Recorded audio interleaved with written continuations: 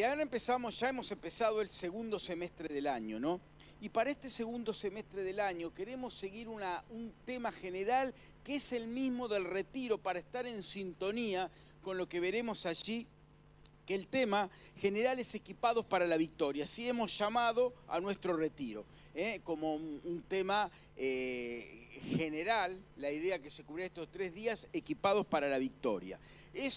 Esos temas vamos a tocar también los diferentes domingos del año, equipados para la victoria como temática general.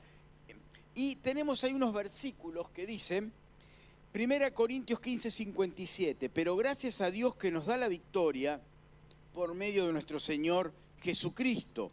Y la segunda parte de 1 Juan 5:4 dice, esta es la victoria que vence al mundo, nuestra fe. Así que hablaremos de victoria en un mundo que nos tira mensajes derrotistas, de que todo va para atrás, de que todo es un desastre, de que todo es una vergüenza, que todo va mal. Nosotros vamos a hablar, como ya tenemos los que hablan de derrota, que abundan, nosotros vamos a hablar de la victoria, no nuestra, sino de Jesús a través nuestro.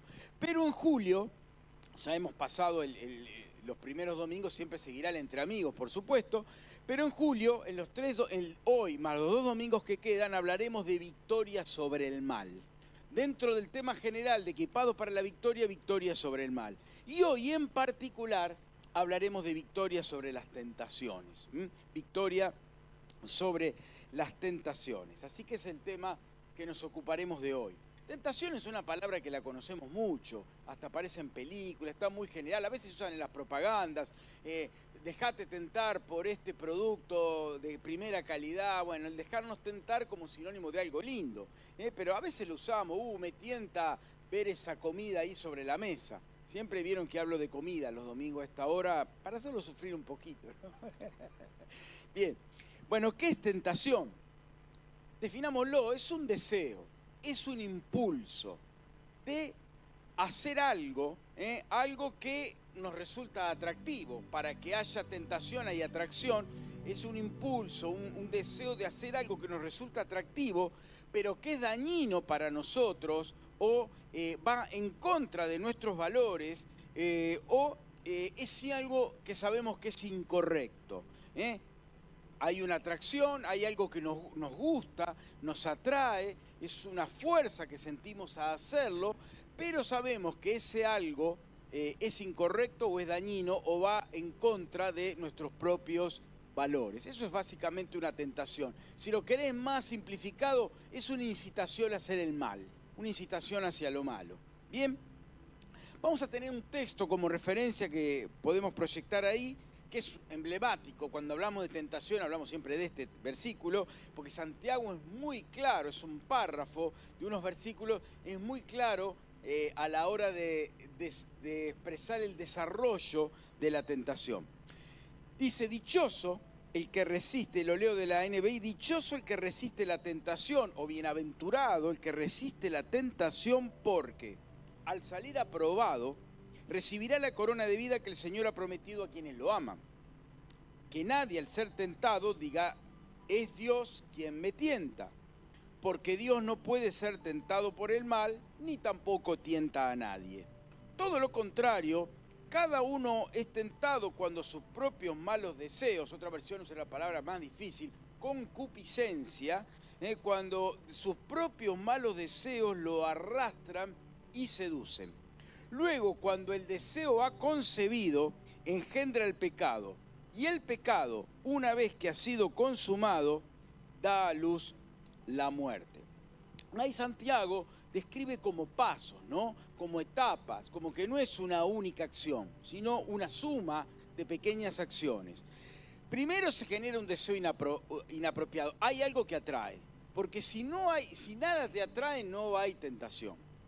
Si te ponen una comida, pero vos lo que menos tenés es hambre, eso no te tienta. Si te ponen un billete, pero tenés un montón de esos en tu casa, no hay problema, no te atrae. Es cuando algo que querés, y sabés que no, entonces, se genera un deseo sobre algo que es inapropiado. Porque si el deseo que tengo es ayudar a una persona necesitada, eso es un buen deseo. Obvio que no es una tentación, porque es una incitación a hacer algo bueno. Eso es el espíritu que nos mueve a hacerlo. No es eso tentación. Un deseo inapropiado a a querer algo que no es bueno para mí, o para los que me rodean también. Luego hay una atracción, o sea, está ese deseo porque me siento atraído, hay una puja. No debo, pero lo quiero pero no debo. ¿Qué hago? ¿Avanzo o no avanzo? ¿Me detengo o no? Hasta aquí no es pecado, es simplemente como tantas cosas que se nos presentan día a día.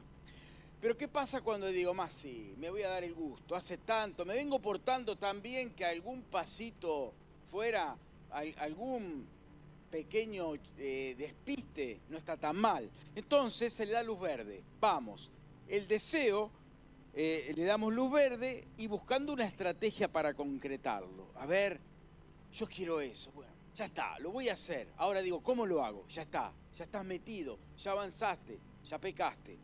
Entonces se comete un pecado al desobedecer los principios divinos. Ya avancé, aún si no puedo llegar a concretarlo porque alguien me frena antes, ya es un pecado. Aquí ya largué la orden. Si no lo llegué a hacer es porque me lo impidieron. Si nadie me lo impide, lo concreto. Entonces dice que ese pecado lleva a una muerte espiritual. A una muerte significa separación, a una separación de Dios, a un alejamiento de Él, a un debilitamiento de mi fe y muchas veces a daño personal y a veces a salpico a las personas que están a mi alrededor con ese daño. No existe una tentación que lleve a algo bueno, nunca. A veces, en la misericordia de Dios, Él nos permite levantarnos como luego vemos, pero ninguna tentación es para bien, claramente. Quiero leerles otro versículo y sumado al anterior, quisiera analizar algunos puntos que son importantes relacionados a la tentación. El versículo es 1 Corintios 10:13, otro muy usado cuando uno habla de tentación. Estos dos siempre están. Seguramente si hiciste un discipulado, alguna sanidad interior, estos versículos estuvieron. Dice, las tentaciones que enfrentan en su vida no son distintas de las que otros atraviesan. Y Dios es fiel. No permitirá que la tentación sea mayor de lo que puedan soportar o resistir. Cuando sean tentados, Él les mostrará una salida para que puedan resistir. Lo leemos de nuevo. Las tentaciones que enfrentan en su vida no son distintas de las que otros atraviesan, y Dios es fiel. No permitirá que la tentación sea mayor de lo que puedan soportar. Cuando sean tentados, Él les mostrará una salida para que puedan resistir. Bien, y a la luz de estos versículos, yo quisiera que analicemos algunos principios importantes para poder enfrentar las tentaciones, ¿sí? Porque somos llamados a eso y justamente es una herramienta que Satanás usa poderosamente para hacernos fracasar en la fe, para tenerlos en el piso, para tenernos derrotados, porque cuando nos tiene derrotados no somos obstáculo, pero cuando empezamos a caminar en victoria y nos convertimos en un verdadero problema para Satanás y él trata claramente de deshacerse de nosotros. Entonces, primer aspecto, primer ítem que quiero considerar es que la tentación debe poder ser identificada como tal. O sea, ¿de qué manera yo puedo saber si algo es una tentación o no? A la luz de la palabra de Dios. Dice el apóstol Pablo, yo no sabría que codiciar es pecado si la ley no me lo dijera, si la palabra no me lo dijera. O sea, ¿cómo sé si eso es bueno o no es malo? A la luz de la palabra de Dios. Sí, está bien lo que yo puedo oír, escuchar, lo que otros me pueden decir, pero la palabra profética más segura, lo que es inamovible y que no cambia con el tiempo ni con las modas, es la palabra de Dios. Los sí de Dios son sí hoy como hace 2000 o 4000 años atrás. Los no de Dios son no hoy como hace 2000 o 4000 años atrás, porque Dios es un Dios de absolutos, no es un Dios de relativos. Sus principios no cambian con las modas, las fechas, la ciencia, el conocimiento, las culturas, no cambia. Él es un Dios inmutable. Entonces, para poder identificar la tentación, ¿qué es algo malo para mí? Es a la luz de la palabra. Si ustedes leen las tentaciones, por ejemplo en Mateo capítulo 4, las tentaciones de Jesús, Él sale con la palabra, usa la palabra como un fundamento para decir por qué lo que Satanás le dice está mal. No es porque le dice a mí me parece, no me gusta la manera en que me lo estás diciendo, no me gusta tu cara, me da cosa, no me pinta. No es esa la respuesta de Jesús. Él contesta fundamentado en la palabra. O sea, el conocer la palabra de Dios es la principal herramienta para enfrentarla.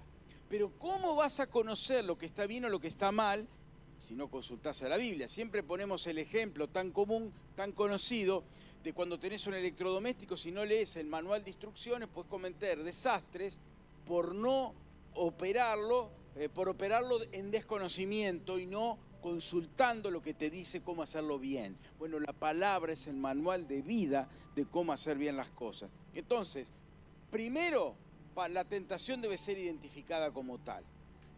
No te podés defender de un enemigo cuya existencia ignorás. Si vos hay un enemigo a tus espaldas y no lo sabés, caminás tranquilo por la vida. Así aprovechan los oportunistas, ¿no? Los que quieren robarnos, aquellos que esperan la distracción de la persona para hacer el daño, para sacar ventaja. Bueno, Satanás hace lo mismo. Entonces, ¿cómo voy a estar yo preparado para un enemigo cuya existencia desconozco? Entonces, la palabra me revela quién es mi enemigo, que no es el hermano que me cae mal, no es ese vecino que no soporto, no es ese familiar que me tiene cansado, no es ese jefe perturbador que tengo en el trabajo. Serán gente molesta, hasta instrumentos que Satanás use, pero el verdadero enemigo es él. Y debemos conocer a la luz de la palabra dónde estamos parados. Por eso, para conocer verdaderamente a nuestro enemigo, tenemos que conocer la palabra. O sea, la tentación debe poder ser identificada como tal. Ese es el primer punto. El segundo, la tentación por sí misma no conlleva al pecado. Si no, Jesús habría pecado, porque Él fue tentado. O sea, a veces uno piensa y se tortura porque me vino este pensamiento, porque eso me atrajo, porque miré. Bueno, la tentación en sí, la atracción que ejerce algo que me gusta, que no es bueno para mí, no es pecado en sí mismo. No es pecado en sí mismo, sino el darle lugar, como decíamos hoy, elaborar una estrategia, darle luz verde. Cuando yo solté la orden, le digo, lo voy a hacer. Esto puede ser cometer un acto indebido, ceder a un vicio, avanzar sobre algo que sé que no debo avanzar, ver lo que no tengo que ver, meterme donde no me tengo que meter, ir a donde no debo ir, porque sé cómo eso es caer necesariamente. Entonces eso es muy importante, es muy importante. Jesús fue tentado en todo, pero Él resistió el ataque fundamentado en la palabra. Bueno, acá volvemos a lo mismo. Entonces, la tentación por sí misma no conlleva pecado, pero es el instrumento usado por Satanás para hacerte caer. Vamos al siguiente. Satanás es quien tienta, pero no puede ir más allá de la permisión de Dios para tentarnos. En un libro que los ilustra, sobre este un libro poético que probablemente no hayas leído, o tal vez alguna vez, es el libro de Job, ahí nos muestra cómo Satanás tiene que pedirle permiso a Dios para avanzar sobre la vida de Job. O sea, me gusta decir que Satanás tiene libertad condicional. Él no hace lo que quiere, hace lo que puede, lo que se le permite hacer. Él está necesariamente bajo la autoridad de Dios, pero Dios, como respeta mi libre albedrío y el tuyo, también le ha dado un libre albedrío a Satanás, hasta donde le es permitido hacer. Pero claro, a veces uno se agarra de esto y dice, y bueno, yo me acuerdo que había un nene chiquito en aquel entonces, tendría unos 8 o 9 años, y cuando hacía algo malo y lo retaban decía, el enemigo me tienta. Decía, se había aprendido la frase y con eso se justificaba.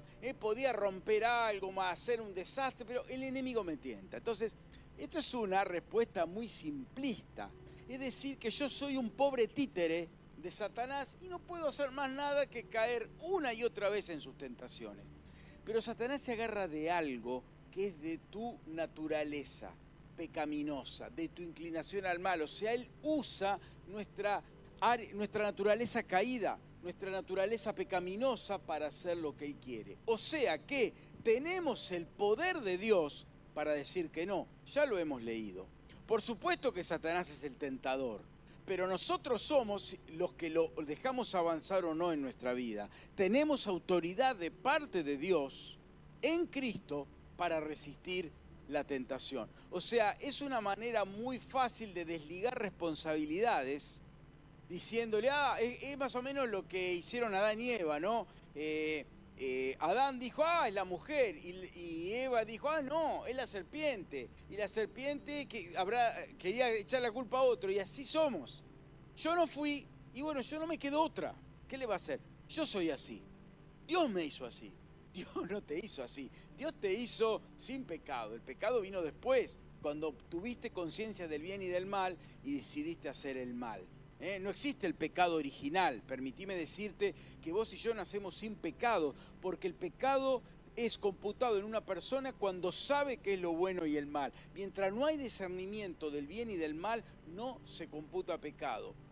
Si Dios quiera, y nos duele cuando pasa, que no pase nunca, que un recién nacido se termina su vida, no hay que orar por él a dónde va al cielo necesariamente, no hay pecado que lo condene. Pero cuando hay conciencia del bien y del mal, sí que lo hay. Entonces, Satanás usa nuestra naturaleza humana caída. Y entonces no le podés transferir porque vos tenés tu parte de responsabilidad en eso. El monasticismo surgió, o sea, los conventos, los monjes, surgió como una manera de tratar de huir de las tentaciones. Entonces, claro, al irse al convento, no estaban en los lugares donde se veía el pecado en su forma más cruda. Pero lo que ninguno de ellos tuvo presente es que su naturaleza pecaminosa se la llevaban puesta.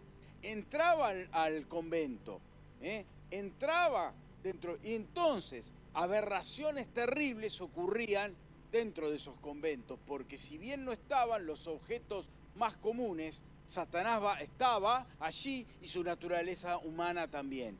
Y al darle lugar, volvieron a pecar. O sea, eso no resolvió nada, no resolvió nada. Porque lo importante es que entiendas que como Jesús derrotó a Satanás en la carne, te da la fuerza también en la naturaleza humana, también te da ese poder. Pero es algo muy importante entender esto. No podés justificarte, no podés desligar responsabilidad diciendo, Satanás, ¿qué le va a hacer? Porque eso le quita todo poder al obrar de Dios. Es como que somos marionetas donde Satanás nos maneja como quiere a su gusto y placer. Y no es así en absoluto. Dios nos ha dado un libre albedrío para decidir y nos ha dicho qué es lo bueno. O sea, en la palabra nos dice qué es el bien y el mal y nos da un libre albedrío para tomar las decisiones. Podemos elegir el mal claramente y podemos elegir el bien claramente. Cada decisión tiene su consecuencia. No hay decisión por el mal que no traiga consecuencia. Entonces, algo más que te quiero remarcar, y que lo dice allí en 1 Corintios, Dios conoce nuestros límites porque nos creó. Dice en 1 Corintios 10, no permitirá que la tentación sea mayor de lo que puedan soportar. O sea, si yo digo, y no puedo con esto, en realidad es porque no estoy siguiendo los caminos correctos, no me estoy aferrando de Dios, no estoy buscando en Él. No solo, cuando hablo de Dios no me refiero solamente a una relación vertical, apoyarse en los hermanos. En el espacio que tenemos de apoyo a personas con adicciones, siempre le decimos, hay un chat, acudí, pedí ayuda, contá lo que te pasa, decí lo que te está pasando, no te lo guardes. Y qué bueno es cuando decir, me están viniendo pensamientos raros, no estoy bien, me están pasando cosas. Acudí, hermano, no digo que lo publiques en las redes, pero buscar referentes espirituales, hermanos maduros en la fe que te pueden dar un consejo sabio. Pero no trates de pelearla solo a la batalla, porque si cortás la relación con Dios, la vertical y la horizontal con los hermanos, estás expuesto al ataque. Es como un soldado que en plena guerra se saca su uniforme, deja sus herramientas y se queda ahí esperando las balas. Sería una locura hacer eso. Bueno, de la misma manera es cuando cortamos los vínculos con quienes pueden ayudarnos. A veces porque, ¿y cómo voy a contar lo que me pasa? Son cosas feas, son cosas muy íntimas. Bueno, Satanás quiere que te encierres con el problema, pero cuando abrís la puerta al obrar de Dios, a través de su espíritu, a través de la palabra, a través de los hermanos, a través de distintos medios que Dios usa, permitís que el poder de Dios te ayude y venga en tu auxilio en ese momento. Dios conoce nuestros límites. A veces cuando digo, no puedo más, en realidad sí puedo, lo que pasa es que no quiero, pero sí puedo. Dios te va a dar las fuerzas para enfrentar en la medida que estés bajo su cono de luz, mientras te mantengas en él. Entonces esto es muy importante tenerlo presente, ¿no? Entonces hablamos de que la tentación debe ser identificada como tal, llamar a las cosas por su nombre, y no decirle el aquello. Es malo, llamémoslo por su nombre. La tentación por sí misma no es pecado, pero puede llevar a hacerlo. Satanás es quien tienta, pero no puede ir más allá de la permisión de Dios, y Dios conoce nuestros límites. Otro punto importante es identificar los contextos que favorecen las caídas espirituales y evitarlos. Vos conocés perfectamente dónde sos más vulnerable. Una persona, por ejemplo, que tiene un tipo de adicción a una sustancia, sabe que no tiene que ir a meterse en un lugar donde se está consumiendo. Una persona que ha estado con problemas de pornografía, luchando con eso, no tiene que ir a lugares donde se está consumiendo eso, porque es donde Satanás con más eficiencia lo va a hacer caer. Es importante que conozcamos y evitemos esos lugares. Si sabés que hoy día que este aparatejo presta grandes utilidades, pero también nos genera grandes daños, está todo al alcance de nuestra mano. Ya no hay que ir solo a determinados lugares, está con nosotros en todo momento. ¿En qué páginas te metés? ¿Qué consultás? ¿A dónde vas? ¿Qué búsquedas haces? Cuidado, porque eso es el comienzo de la caída. Entonces, qué importante identificar los contextos que nos generan caídas espirituales y no ir ahí. Hablábamos hace 15 días, entre los aprendizajes de Dios, aprender a huir. Bueno, hay momentos en que huir es de valientes. Cuando huimos a un entorno perjudicial para nosotros, estamos siendo valientes, porque lo más fácil es quedarse. Lo difícil es huir.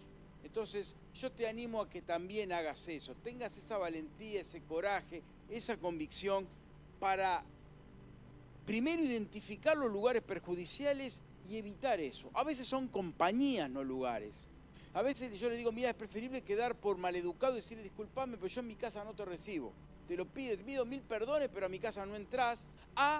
Por quedar bien, después terminar hundiéndote en el barro con la persona que vos deberías ser la que lo saque y no él la que te introduzca en el pecado. Entonces es importante saber decir que no y decir, disculpame, mira, yo no te quiero, te valoro y todo, pero tu presencia no es buena para mí en este momento. Te pido 1000 perdones. Y ahí, no, a ese lugar no voy a ir. ¿Y por qué no? Y porque sé que no es bueno para mí.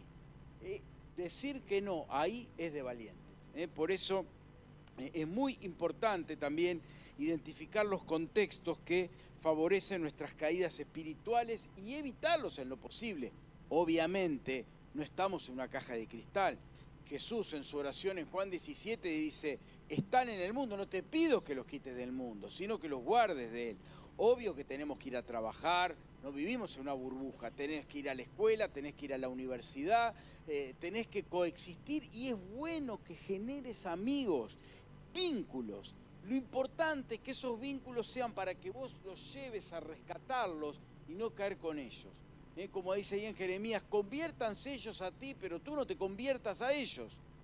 Si te vas a meter en el barro es para sacarlo. ¿Qué hacía Jesús con los publicanos, los pecadores? Se metía donde ellos estaban, pero después lo iba traccionando al lugar donde él estaba. Nunca para hundirse, sino para sacarlos. El problema es que si el que pretende dar una ayuda está casi tan enfermo como el que va a ayudar, no es bueno. Si no estás lo suficientemente firme todavía, es mejor no ir y caer con ellos. Esto es muy importante. Identificar los contextos que favorecen las caídas espirituales y tratar de evitarlos. dentro de la lógica vida humana, porque obviamente todo está a la vuelta de la esquina, pero sabemos que hay lugares donde especialmente Satanás es eficiente para hacernos caer. Bien, un punto más, ya va quedando poco. Ceder a la tentación frecuentemente puede dejar secuelas. A veces no, pero a veces sí. Y bueno, siempre usamos al pobre rey David como ejemplo, ¿no? de cuando uno cae, ¿no? Es interesante la historia de David que nos relata ahí 2 Samuel, porque él está en el lugar y en el momento equivocado, ¿no? En el momento, dice, donde los reyes iban a la batalla, en ese momento él no estaba ahí. Y el lugar que era la batalla, él estaba en su palacio. Y lo peor de todo es que estaba inactivo, porque si estaba en su palacio y estaba, no sé, atendiendo los problemas, resolviendo situaciones, hablando con gente necesitada, no sé, escribiendo salmos, bueno, perfecto. El problema es que estaba en absoluta aburrimiento, inacción, sentado ahí, y bueno, y ahí es como el proceso empieza, ¿no? Y las secuelas que tuvo lo de David, que fue grosero, fueron grandes. Primero vio morir a 3 de sus hijos, pelearse entre ellos y terminan muriendo 3. Después también vio que dos de sus hijos al menos trataron de usurparle el trono, y tuvo que huir de uno de sus hijos que quería ejecutarlo, huir como un delincuente de su propio hijo que quería ejecutarlo para quedarse con el trono. Y dice la palabra que jamás, por boca del profeta Natán, que jamás apartó de él la espada, o sea, la guerra de su reino, nunca. A partir de ahí terminó su vida con batallas. Recién con Salomón se logró, su hijo, la pacificación del reino y no tener más enemigos. Pero David, que venía de victoria en victoria, con esa derrota terrible, paga muy caro, pero Dios después lo levanta. Entonces, qué importante entender que las tentaciones pueden dejar secuelas. Y fíjense que el error, el pecado de David no solo lo afectó a David, perjudicó a su familia y salpicó a todos, porque fue una mentira, hubo que difundir mentiras, salpicó a todos alrededor. Entonces a veces uno puede decir, mira, es mi problema, yo me la banco. Yo tomé la mala decisión, yo me la banco, pero solo te afecta a vos. ¿Y qué pasa con los otros damnificados? Y que nada tienen que ver con lo que hiciste. Esto es muy importante que nosotros también lo pensemos. No solo el daño que puede venir a mí, sino que puede venirle a otros. Esto lo dice sobre las raíces de amargura, ¿no? La palabra nos advierte, tengan cuidado que por la raíz de amargura muchos sean contaminados. Entonces, a veces no soy yo solo, sino a los que me rodean. Pues, pero, y quiero decirte cosas importantes acerca de resistir la tentación fortalece para la próxima. Y viceversa, si cedes te debilita para la próxima, pero si vos vencés la tentación te fortalece. En Lucas 4:13 y 14 dice que Jesús entró allí al desierto en el Espíritu, pero salió de la tentación en el poder del Espíritu. O sea, el haber resistido la tentación le dio un poder que no tenía antes. O sea que si vos te podés salir firme de la tentación, Dios te da un poder extra para enfrentar lo que viene. Y es como una escalera ascendente. Cuando también enfrento la que viene, ya tengo más fuerza para la que sigue y voy de ascenso en ascenso. Y esto lo puedes pensar al revés cuando cedes. Cada vez estás más débil y vulnerable y cada vez como un círculo, ¿no? Que cuesta después abrir. Por eso, pero cuando avanzás, la victoria de hoy me demuestra que puedo con la que sigue. Eso le decimos a los muchachos cuando trabajamos en el grupo, que si pudiste hoy vencer una tentación, a un consumo, eso te da fuerza para la que viene y te demuestra que si pudiste una vas a poder 2 y vas a poder seguir avanzando, como dice la palabra, de gloria en gloria, de victoria en victoria. Entonces, la tentación fortalece cuando la resistimos. Dice también otro paso más: toda tentación puede ser resistida en el nombre de Jesús. A veces cuando dice, no, mira, a mí cuando eso, pero cuando me viene eso, yo no puedo. Todo es falso. Toda tentación puede ser resistida en el nombre de Jesús. Hemos hablado justamente cuando hablábamos hace 15 días de aprender a huir, el ejemplo de José, que José, uno de los hijos de Jacob, uno de los 12 patriarcas, él supo decir que no a una tentación muy fuerte, encima donde venía de parte de alguien que estaba en una relación asimétrica. La otra persona estaba en poder sobre él. Entonces era más difícil decir que no, porque cuando es un par o un inferior es más fácil el no, pero cuando la relación es asimétrica y el otro está en una posición de poder, es todavía más difícil decir el no. Y sin embargo, José lo pudo hacer. Quiero leerte Hebreos 2, 17 y 18. Ahí lo vamos a proyectar. Hebreos 2, 17 y 18 dice: por eso, hablando de Jesús, era preciso que en todo se pareciera a sus hermanos, a nosotros, para ser un sumo sacerdote fiel y compasivo al servicio de Dios, a fin de obtener el perdón de los pecados del pueblo. Por haber sufrido él mismo la tentación, puede socorrer a los que son tentados. O sea, Jesús no solo sabe lo que es la tentación por una cuestión que Él es Dios y sabe todo, sino que lo experimentó. Y lo experimentó en debilidad. Ni siquiera es que venía del poder de algo, estaba hambriento, estaba debilitado por un ayuno sumamente prolongado. Y es ahí donde Jesús en el desierto es probado y es tentado. Y tiene que atravesar esa tentación. Y por haber vencido esa tentación, él no solo sabe lo que es ser tentado, porque como Dios sabe todo, sino que lo experimentó en la debilidad humana. No lo experimentó en un cuerpo celestial, porque no habría mérito alguno, sino que en la debilidad humana que vos y yo tenemos, y él tuvo, porque vino en semejanza a nosotros, justamente nos puede entender. Él puede entender, pero lo que pasa es que eso me atrae. Bueno, él también. Jesús no era de acrílico.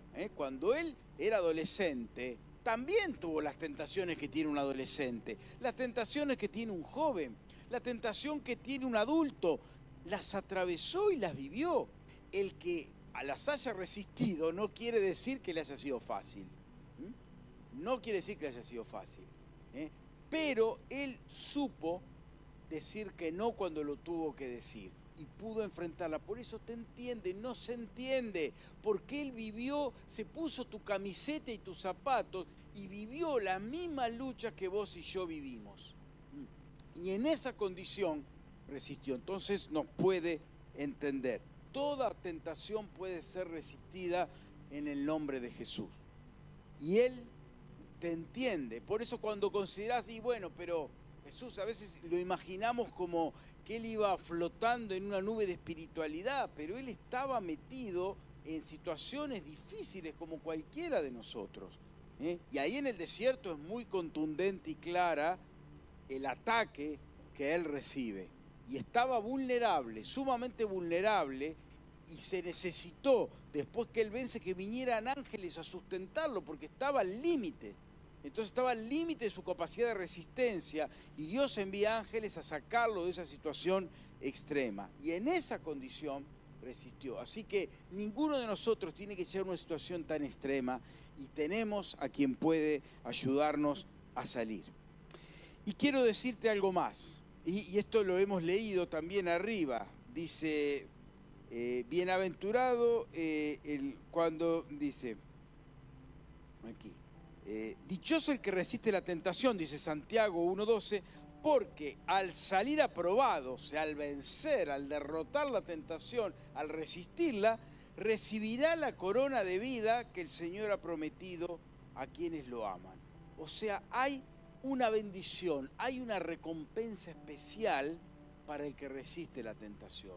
No es solo que te alivias de un montón de problemas y de complicaciones que te van a venir encima.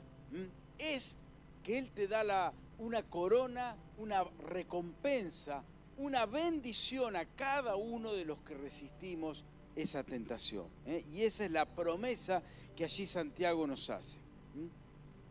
Entonces, volviendo un poco a David, que lo dejamos un poco ahí derrotado, huyendo con todo su tremendo fracaso, David se dio a la tentación, pero ¿saben qué? A diferencia, por ejemplo, de alguien que consideramos que hizo cosas mucho menos graves que la de David, hablando a otro en la misma situación de autoridad, fue el rey Saúl. Pero cuando Saúl siempre salió con excusas del problema, siempre se autojustificó, siempre dijo lo que pasa, lo que decíamos hoy, el enemigo me tienta, como decía ese nene, el enemigo me tienta. Lo que pasa es que, en cambio, David, cero argumentos, se deshizo de todo y dijo, he pecado. Pidió, clamó, aceptó el castigo de Dios, aceptó la muerte del fruto de esa relación adúltera y se mantuvo fiel a Dios. Y por eso se puede decir de alguien que decir, pero ¿cómo? Que David era según el corazón de Dios, porque él salía de cada tentación arrepentido y buscando de Dios. Saúl salía de cada tentación justificándose y usando sus propios argumentos. Y por eso, aunque nos parece comparativamente con reglas humanas, Saúl fue mejor que David, en realidad David dice que fue según un monarca según el corazón de Dios. No porque no pecó, sino por la manera en que se levantó al experimentar y ceder a la tentación. Y Dios por eso lo restauró. Y Dios lo restauró. Y claro que lo quiere hacer con vos. Dios quiere restaurarte. Pero hay una advertencia en Hebreos que yo quiero hacerte. Porque a veces, con esto de Dios me perdona, peco, como pasa con el libro de los jueces. Peco, la paso mal, clamo a Dios, Dios me ayuda, me arrepiento, Dios me ayuda y empiezo otra vez el ciclo. Estoy bien, empiezo a caer, me hundo en el barro, clamo a Dios, pido perdón, me arrepiento, Dios me ayuda y este ciclo es volver, es un círculo vicioso porque siempre reincido. ¿Y qué pasa eso? Es empezar a juguetear, a menospreciar la salvación. Entonces te quiero leer Hebreos 10:29, en la NTV dice, piensen pues, cuánto mayor será el castigo para quienes han pisoteado, miren qué expresión fuerte, ¿no? Pisoteado al Hijo de Dios y han considerado la sangre del pacto, o sea, de la cruz, la cual nos hizo santos, como si fuera algo vulgar e inmundo. Como decir la cruz de Jesús fue una crucecita. Es una cosa linda, nos permite recordar Pascua. En Navidad nos podemos atorar con su nacimiento, que nada tiene que ver con la cruz, pero lo hacemos en nombre de Jesús. Y en Pascua disfrutamos de una semana larga para irnos de vacaciones. Pero después la cruz no me importa para nada. La cruz es sin valor. Acá dice, ojo, los que han pisoteado el Hijo de Dios y han considerado la sangre del pacto, la cual nos hizo santos como si fuera algo vulgar e inmundo, y han insultado y despreciado al Espíritu Santo que nos trae la misericordia de Dios. Esto es jugar con el perdón de Dios en Cristo. Total, Dios es bueno, total, Dios me perdona. Cuidado con eso porque estás pisoteando la sangre que te salvó. Estás subestimando la salvación. Estás diciendo que el perdón de Dios carece de valor. La obra de Jesús fue una obrita en la cruz. Cuidado con eso, porque tiene también su consecuencia. Y hay una advertencia muy seria que hace acá. Ojo con los que jugamos con la salvación, que estamos siempre al límite, que estamos agarrando la brasa y la suelto cuando no aguanto más. Porque un día te vas a quemar en serio y el daño puede ser irreversible. Y las secuelas pueden ser graves, como las que el rey David tuvo que vivir. Cuidado con esto porque Dios salva, Dios perdona, Dios es amor, pero también es justo, y no dará por inocente al culpable. Por eso es muy importante que entiendas que en Jesús tenés la victoria. No hay tentación lo suficientemente grande que en Cristo no puedas vencer. No existe.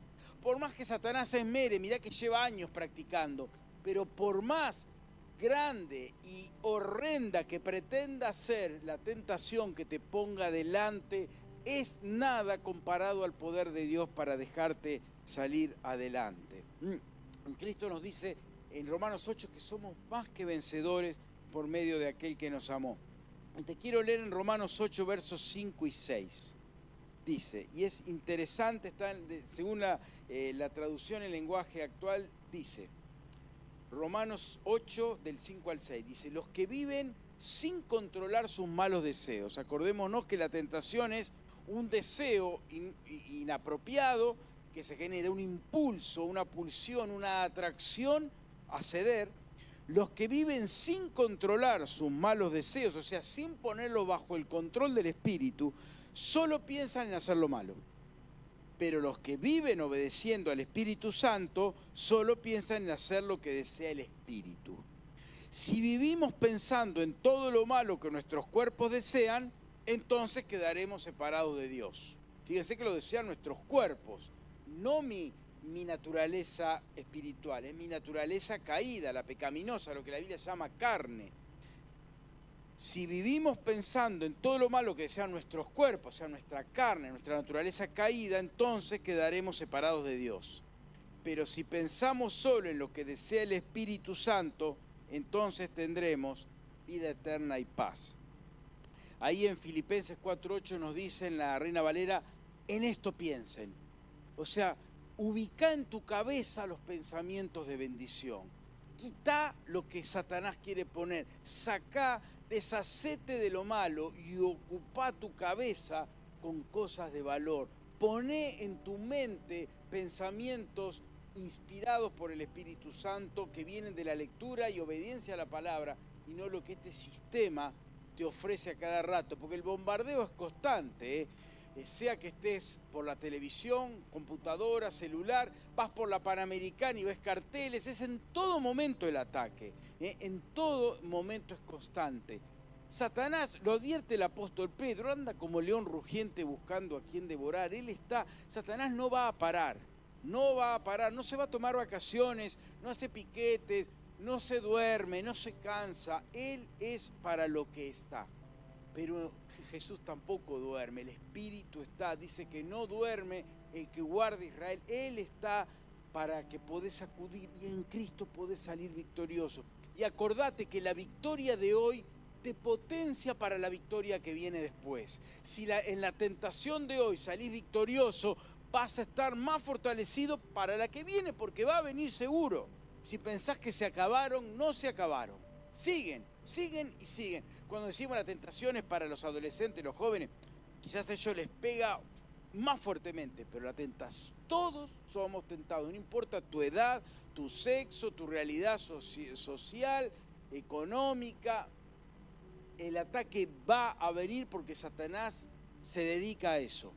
Pero tenemos a alguien más fuerte que ya lo derrotó en la cruz. A ver, Satanás está en libertad condicional, ya está derrotado y ya tiene la sentencia y va hacia su cumplimiento.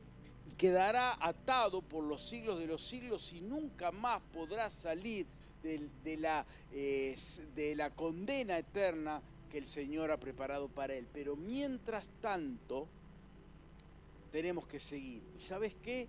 La tentación nos hace ser más dependientes. Podríamos haberlo puesto como punto y no lo puse. Nos hace ser más dependientes de Dios. Porque cuando ves que solo no podés, empezás a buscar de Dios. Cuando uno se la cree y dice yo puedo, y 1 Corintios 10:12 nos advierte, el que piensa estar firme tenga cuidado de no caer. Cuando te la crees es donde caes. Pero cuando uno es consciente de su limitación y se agarra de Dios, va lo que el apóstol dice, cuando me siento débil y tomo conciencia de mi debilidad, entonces me aferro de Dios y ahí soy fuerte. Tómate de la mano de Jesús. ¿Podés vencer la tentación? Podés. ¿Tenés las herramientas? La tenés. Depende de cuánto estés dispuesto a hacer y el costo que estés dispuesto a asumir. Enfrentar la tentación es fácil, no. Es más fácil ceder. Si querés el camino fácil, cedé. Prepárate para las consecuencias. Pero el camino más fácil es ese. ¿Querés el difícil? Es resistir. Pero ahí está la bendición. Depende de lo que quieras. Una vida maldecida o una vida bendecida. Que la querés maldecida, cede a la tentación. La querés bendecida, resistila en el nombre de Jesús. Y Él te va a dar la fuerza. Junto con la tentación te va a dar la salida para que puedas resistir como hemos leído. Yo quiero hacer una oración Y después te quiero pedir que te acerques a alguien para orar, no para preguntarle, che, ¿cuál es tu tentación? No, orar y pedir que Dios fortalezca y que Él ore por vos. Si no te animás a orar por alguien, que alguien ore por vos. Si ese alguien no se anima a orar por nadie, vos orá por él. Pero tener ese momentito para orar simplemente para que el Señor fortalezca a mi hermano, a mi hermana, para que el Señor lo levante, para que Él se pueda mantener firme, para que Él no ceda a la tentación y para que el Señor pueda ver en esta iglesia una iglesia victoriosa, una iglesia que camina tomada de la mano de Jesús, resistiendo al enemigo, huyendo de los lugares peligrosos y caminando en victoria, acompañando a Jesús en el desfile triunfal después de haber derrotado a Satanás. Vamos a cerrar nuestros ojos. Papá, gracias porque aunque vivimos en un mundo donde la tentación es moneda corriente, también tenemos la fortaleza para resistir. Señor, gracias porque nos has dado herramientas para vencer la tentación. Sabemos que las herramientas no son las propias, no es nuestra sabiduría, no es nuestra capacidad de comunicación, nuestro dinero, nuestra fama, nuestro aspecto físico, nuestros logros, nuestro historial. Señor, es la obra de Jesús, es la victoria de Cristo en la cruz que nos comparte su victoria, nos hace participantes de una victoria que no es nuestra, es ajena, es de Cristo, pero que pasa a ser nuestra cuando lo aceptamos como nuestro Salvador y Señor. Señor, hoy recordábamos en el pan y la copa de hacer memoria activa, de no olvidarnos que esa es la fuente de nuestra victoria. Señor, que nunca nos creamos que la victoria es un mérito propio o que juguemos pisoteando en la victoria de Jesús en la cruz, desvalorizándola y creyendo que podemos jugar a pecar y pedir perdón toda nuestra vida. Señor, que entendamos el costo tan alto que tuvo la salvación y vivamos de acuerdo a ella, aferrándonos para que el enemigo no nos pueda hacer caer. Señor, gracias por esto y gracias porque en Cristo somos más que vencedores por medio de aquel que nos amó. Te damos las gracias y te alabamos en el nombre de Jesús.